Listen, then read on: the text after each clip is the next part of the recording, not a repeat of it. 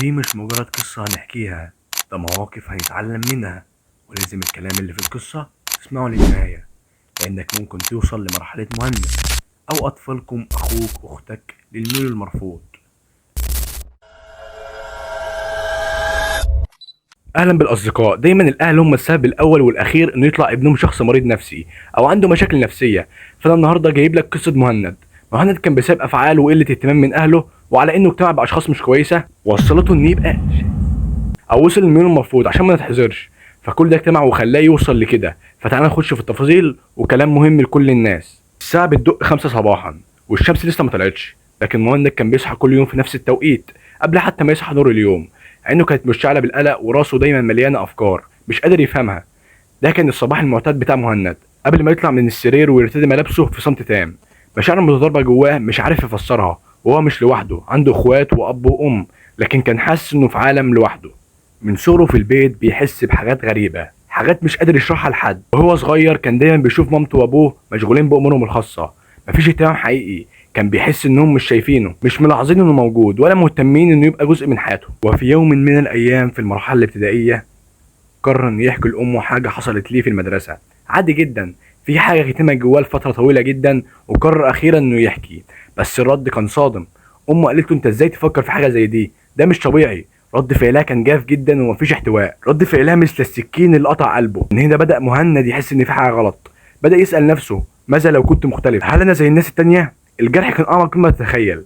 الكلمة دي كانت بمثابة لتدمير هويته، كانت بداية لعالمه الجديد، عالم مليء بالشكوك والظلام.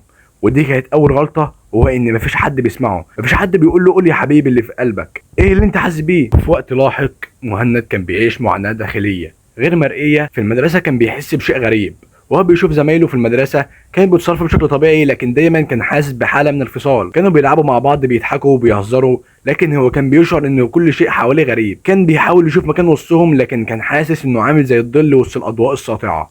كان بيشوف كل اللي حواليه حلم مش حقيقة. ومع مرور الوقت بدأ يفهم مهند ان في حاجة مش صح. في مرحلة المراهقة بدأت تتكون جواه مشاعر غريبة تجاه الاشخاص اللي حواليه. كانت مشاعر جاذبة مش عارف يفسرها، لكن في نفس الوقت كان في رفض داخلي ليها. كان بيشعر بالارتباك، مش قادر يفهم نفسه ومش قادر يقرر اذا كان ده شيء طبيعي ولا لا. في وقت من الاوقات وفي ظل العزله اللي كان بيعيشها، جرب مهند انه يتجه للناس اللي زيه، شباب كانوا بيمروا بنفس مشاعره. بدا يحصل على اهتمام من اشخاص اخرين. من جوه كان شايف ان ده الطريق الوحيد اللي يقدر يخرج بيه من العزله اللي عايش فيها. ولكن كانت الصدمه الكبيره، والله كان الموضوع في البدايه شويه كلام بتريحهم وحوارات كده، ولكن مع الوقت بدا يحس انه داخل طريق خطر، لكن مش قادر يوقف. كانت كل خطوه في الطريق ده بتحسسه بالامان اللي ما كانش لاقيه في مكان تاني، لكن ما كانش في سلام نفسي حقيقي. وبدأ في المصيبة الأكبر. كل ثانية في الطريق ده بتخليه إنه يبعد أكتر وأكتر. وبدأ في أول علاقة من الميول المرفوض.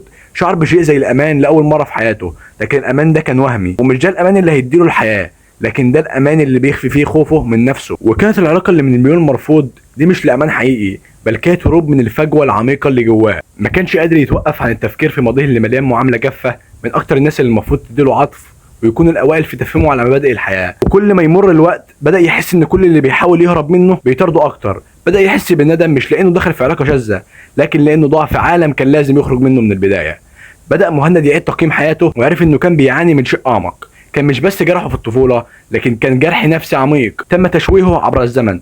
كان محتاج حب وعاطفه، لكن بطريقه لا تخالف طبيعه الانسان وكده. ولكن نصيحتي هنا يا عزيزي المشاهد، وان اي طفل في عيلتك او اسرتك حابب انه يتكلم معاك فهمه وخليك واعي ليه، واي حاجه عاوزها من ناحيه اسئله وكده رد عليه بالصح واديله عطف، لان فعلا الطفوله هي اللي بتطلع الدكتور، وهي اللي بتطلع شخص غير سوي داخليا، وهي اللي بتطلع شخص حكيم وفاهم الحياه.